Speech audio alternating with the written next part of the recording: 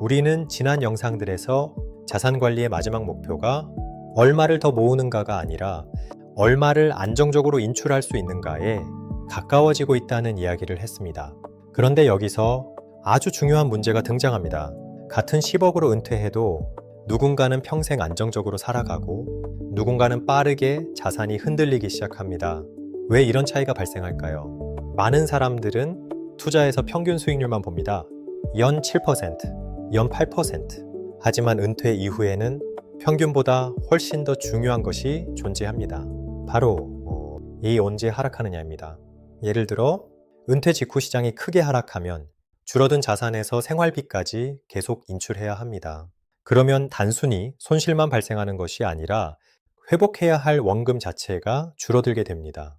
반대로 은퇴 초반 몇 년이 안정적이면 같은 평균 수익률이어도 결과는 완전히 달라질 수 있습니다. 같은 수익률이어도 수익률이 나타나는 순서에 따라 인생 전체가 달라질 수 있는 것. 이것을 Sequence of Returns Risk, 즉 수익률 순서 리스크라고 부릅니다. 이 개념은 미국 재무설계사 윌리엄 벤젠의 연구에서 본격적으로 알려지기 시작했습니다. 바로 유명한 4% 룰의 출발점입니다. 벤젠은 단순히 몇 퍼센트 수익이 나는가를 본 것이 아니라 시장 하락이 은퇴 초기에 발생했을 때 자산이 얼마나 오래 버틸 수 있는가를 분석했습니다. 그리고 여기서 중요한 사실이 드러납니다. 은퇴 이후 자산 관리는 단순 투자 게임이 아니라 시간 구조의 문제라는 것입니다. 같은 평균 수익률이어도 초반 몇 년의 손실은 장기적으로 훨씬 더 치명적일 수 있습니다. 왜냐하면 은퇴자는 계속 인출을 해야 하기 때문입니다. 뱅과드와 모닝스타 리포트에서도 은퇴 직전과 은퇴 직후 몇 년을 가장 위험한 구간이라고 설명합니다. 이 시기에는 시장 하락과 인출이 동시에 발생하면서 복리가 오히려 반대로 작동할 수 있기 때문입니다. 그래서 최근 글로벌 자산 관리 산업은 단순한 평균 수익률보다 인출 이후에도 유지 가능한 구조를 더 중요하게 보기 시작했습니다. 블랙록, 모닝스타, UBS 같은 글로벌 리포트에서는 최근 핵심 키워드로 지속 가능한 인출률, 현금 버킷 전략, 유동성 관리, 장수 리스크 대응, 동적 인출 전략 등을 반복적으로 강조하고 있습니다. 즉 이제 중요한 것은 얼마를 더 벌 수 있는가가 아니라 얼마를 인출해도 삶이 무너지지 않는가에 가까워지고 있는 것입니다. 흥미로운 점은 이 문제가 단순히 금융의 문제가 아니라 삶의 철학과도 연결된다는 점입니다. 우리는 오랫동안 자산을 축적의 대상으로만 바라봐 왔습니다. 하지만 은퇴 이후 자산은 더 이상 성장만을 위한 숫자가 아닙니다. 삶의 시간을 지탱해야 하는 구조가 됩니다. 그래서 앞으로의 자산 관리는 단순한 수익률 경쟁이 아니라 시장 변동 속에서도 삶을 얼마나 오래 안정적으로 유지할 수 있는가의 문제로 변하기 시작합니다. 결국 중요한 것은 자산의 크기만이 아닙니다. 그 자산이 언제, 어떤 순서로, 어떤 속도로 사용되는가, 그리고 그 구조가 내 삶의 시간을 얼마나 안정적으로 지탱할 수 있는가. 이제 자산 관리의 핵심은 얼마를 더 벌 것인가가 아니라 얼마를 인출해도 무너지지 않는 구조를 만들 것인가로 빠르게 이동하셔야 합니다. 요즘 한국 주식시장을 보면 솔직히 이런 생각이 들 수 있습니다. 이 정도면 그냥 계속 들고 가면 되는 거 아닌가. AI 반도체, 대형주 상승이 이어지면서 최근 수익률이 크게 난 투자자들도 많습니다. 시장 분위기가 좋아지면 사람들은 점점 확신하게 됩니다. 이번에는 다르다. 조정이 와도 다시 올라간다. 행동재무학에서는 이런 현상을 최근성 편향이라고 설명합니다. 최근의 상승 경험이 강할수록 사람은 그 흐름이 앞으로도 계속될 것처럼 판단하게 됩니다. 문제는 은퇴 전 투자자와 은퇴 후 인출자는 같은 시장을 전혀 다르게 경험한다는 점입니다. 자산을 모으는 사람에게 하락장은 기다리면 되는 구간일 수 있습니다. 하지만 생활비를 인출하는 사람에게 하락장은 기다림의 문제가 아닙니다. 그 순간에도 돈을 꺼내 써야 하기 때문입니다. 예를 들어 10억 원으로 은퇴해서 매년 4천만 원을 인출하는 사람이 있다고 해보겠습니다. 상승장에서 자산이 13억까지 늘어나면 대부분 자신감이 생깁니다. 그런데 이후 시장이 크게 조정되어 13억이 9억으로 줄었다면 그 사람은 단순히 4억 손실을 본 것이 아닙니다. 줄어든 원금에서 생활비까지 계속 인출해야 합니다. 이때부터 복구해야 할 자산의 기반 자체가 작아집니다. 이것이 은퇴 자산에서 가장 무서운 위험입니다. 글로벌 은퇴 연구에서는 이를 수익률 순서 리스크, Sequence of Returns 리스크라고 부릅니다.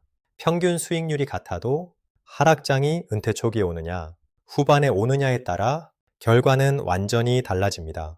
그래서 지금 같은 상승장에서 필요한 것은 좋은 종목을 더 찾는 능력만이 아닙니다. 더 중요한 것은 수익이 났을 때 무엇을 잠가둘 것인가입니다.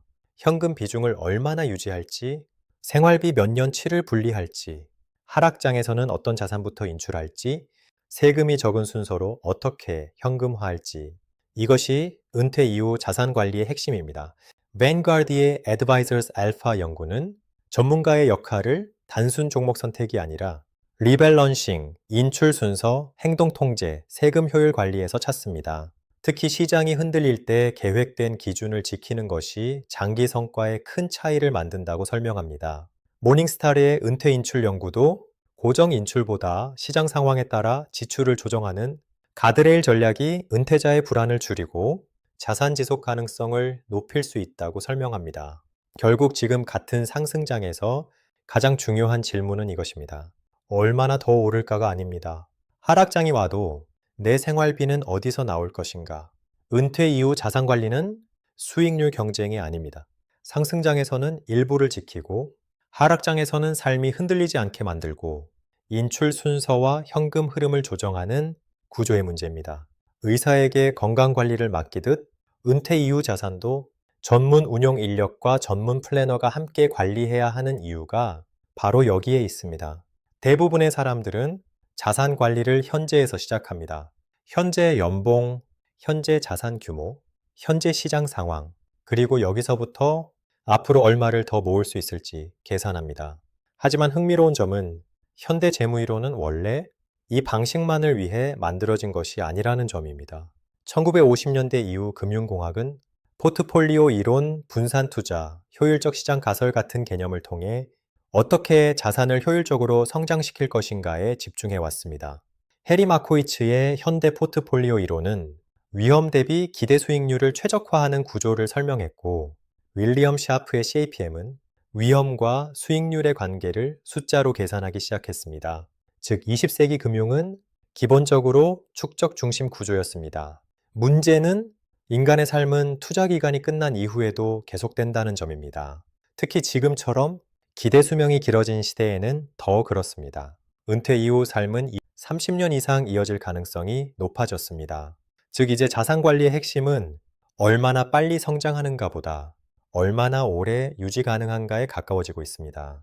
그런데 많은 사람들은 여전히 축적 시대의 사고방식으로만 자산 관리를 합니다. 현재 자산에서 미래를 계산하는 방식입니다. 그래서 등장하는 개념이 역설계 backward planning입니다. 역설계는 현재 숫자에서 출발하지 않습니다. 먼저 미래의 삶을 정의합니다. 나는 어떤 삶을 원하는가? 몇 살까지 일할 것인가? 언제부터 인출을 시작할 것인가? 매달 얼마를 사용할 것인가? 배우자와 가족 구조는 어떻게 되는가? 그리고 그 삶을 유지하기 위해 필요한 현금 흐름을 계산합니다. 즉 순서가 바뀝니다. 삶, 지출, 인출, 현금 흐름, 자산, 투자. 흥미로운 점은 이 접근은 최근 글로벌 연금 산업과 패밀리 오피스 업계에서 빠르게 확산되고 있다는 것입니다. 블랙록과 맥킨지의 장수경제 리포트에서는 100세 시대의 핵심 위험을 단순 투자 실패가 아니라 장기간 지속되는 현금 흐름 부족으로 설명합니다. 왜냐하면 은퇴 이후에는 수익률보다 시간이 더 중요한 변수가 되기 때문입니다. 실제로 미국 CFP 재무설계 기준에서도 은퇴 설계의 핵심은 단순 자산 규모가 아니라 예상 지출, 장수 가능성, 인플레이션, 의료비 증가, 인출률 지속 가능성 등을 함께 고려하는 것이라고 설명합니다.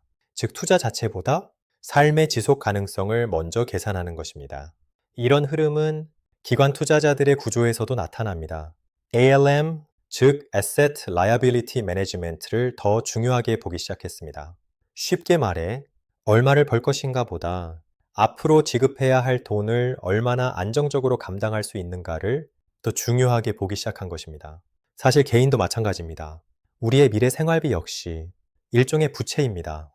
은퇴 이후 생활비, 의료비, 배우자 생존 이후 비용, 돌봄 비용, 이 미래 지출을 감당할 수 있도록 자산 구조를 거꾸로 설계해야 합니다. 그래서 최근 글로벌 자산 관리 산업은 단순 수익률 중심에서 goal-based investing, 즉 목표 기반 자산 관리로 이동하기 시작했습니다. 투자의 목적을 수익률 자체가 아니라 삶의 특정 목표를 유지할 수 있는가로 바꾸는 것입니다.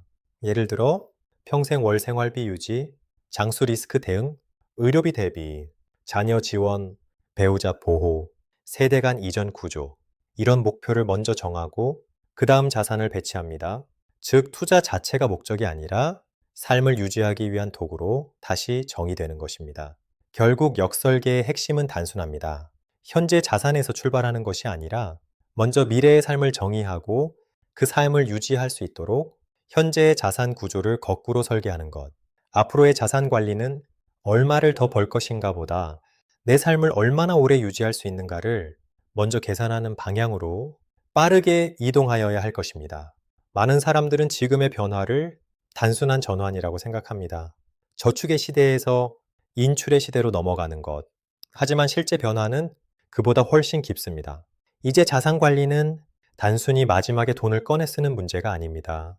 처음부터 언젠가 어떻게 꺼내 쓸 것인가를 기준으로 설계되어야 하는 구조로 바뀌고 있습니다. 이 차이는 매우 큽니다. 예전의 자산 관리는 현재 자산에서 시작했습니다. 얼마가 있는가? 얼마를 더 벌 수 있는가? 어디에 투자할 것인가? 하지만 앞으로의 자산 관리는 미래의 지출에서 시작해야 합니다. 은퇴 후 매달 얼마가 필요한가? 필수 생활비와 선택 소비는 어떻게 나뉘는가? 의료비와 돌봄 비용은 어느 시점에 커질 수 있는가? 부부 중 한 사람이 먼저 사망했을 때 구조는 유지되는가? 이 질문들이 먼저 나와야 합니다. 이것은 단순한 재무 상담이 아니라 기관 투자자들이 사용하는 ALM, 즉 자산 부채 매칭 방식과 비슷합니다. 특히 연기금들은 먼저 미래에 지급해야 할 연금액을 계산합니다. 그 다음 그 지급 의무를 감당할 수 있도록 자산을 배치합니다. 개인의 은퇴 자산도 마찬가지입니다. 미래 생활비는 개인의 부채입니다. 그 부채를 감당할 수 있도록 자산을 거꾸로 설계해야 합니다. 그래서 같은 10억도 같은 10억이 아닙니다. 전부 부동산에 묶인 10억과 3년치 생활비가 현금성 자산으로 분리된 10억, 연금 배당 채권 성장 자산이 역할별로 나뉜 10억은 완전히 다른 자산입니다. 앞으로 중요한 것은 자산의 크기가 아니라 자산의 역할입니다. 생활비를 담당하는 자산, 위기 때 버텨주는 자산, 인플레이션을 따라가는 자산, 의료비를 대비하는 자산, 가족에게 이전될 자산, 이 역할 구분이 없으면 자산은 있어도 불안은 사라지지 않습니다. 통계적으로도 이 변화는 피할 수 없습니다. 한국인의 기대 수명은 이미 80세를 훌쩍 넘었고 은퇴 이후의 시간은 30년 이상까지 길어지고 있습니다. 반면 한국 가계자산은 부동산 비중이 높아 실제 생활비로 바로 연결되기 어려운 구조가 많습니다. 즉 문제는 자산이 있느냐 없느냐가 아니라 그 자산이 필요한 시점에 필요한 형태로 존재하느냐입니다. 그래서 인출은 마지막 단계가 아닙니다. 인출은 처음부터 설계의 기준이 되어야 합니다. 얼마를 모을 것인가가 아니라 언제, 어디서, 어떤 순서로 사용할 것인가? 그 질문에서 자산 관리의 순서가 다시 시작됩니다. 결국 인출의 시대가 가져오는 변화는 돈을 쓰자는 이야기가 아닙니다. 삶을 유지할 수 있도록 자산의 역할과 순서를 부여하자는 이야기입니다.